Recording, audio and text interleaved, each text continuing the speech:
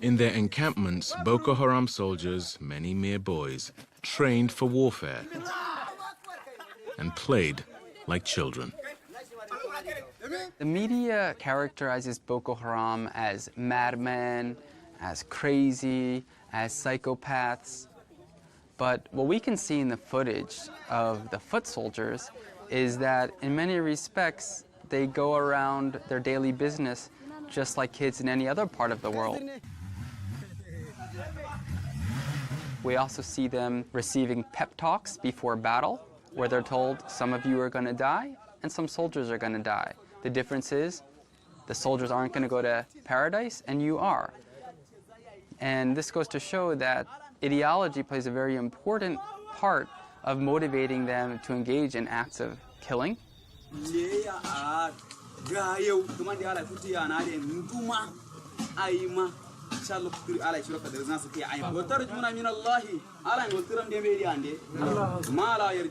And after a period of time, these young boys become regular Boko Haram fighters willing to sacrifice their lives for the broader mission of the commanders to establish some form of Islamic governance. It's impossible to know how many Nigerian boys have been conscripted into Boko Haram. Likely, it's several thousand. The penalty for refusal is severe. Danladi was abducted when he was 12, but found a way out later.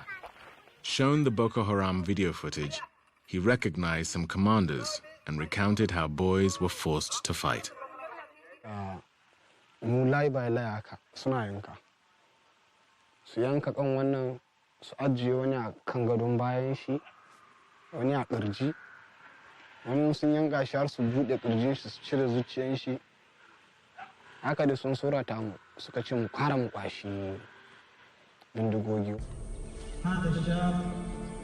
Shekau made clear that Boko Haram would cleanse Nigeria of anyone who didn't submit to its brand of Islam. Men or women, young or old, Christian or Muslim. The Shekau faction of Boko Haram has a belief system whereby any Muslim that does not join their group is an apostate because they are fighting a legitimate jihad.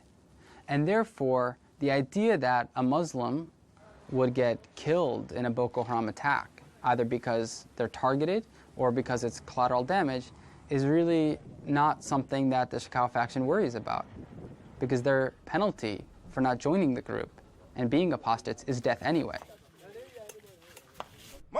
2015 marked a shift in the war. The Nigerian army, aided by military from neighboring Chad, Cameroon, and Niger, began reclaiming towns and territories once under Boko Haram's control. The momentum quickened under a new president, Muhammadu Buhari, elected that year. But the government's success also brought disturbing allegations of human rights abuses, excesses by the military and civilian vigilantes in their zeal to defeat Boko Haram. Amnesty International cited thousands of summary executions, arbitrary arrests, and instances of torture by Nigerian forces, war crimes the group said went unpunished. The Nigerian government somehow have some doubts in what Amnesty is doing, but all the same, they have come clean and set up a presidential task force, and you have to take into account the composition of members of the panel. They are not people that could be manipulated, they can be manipulated, and they are judges of repute, and we wait and see the results. As the government ramped up its pursuit of Boko Haram, Abubakar Shekau changed his strategy too. Boko Haram officially aligned with the Islamic State, or ISIS, the jihadi group waging war in Iraq and Syria.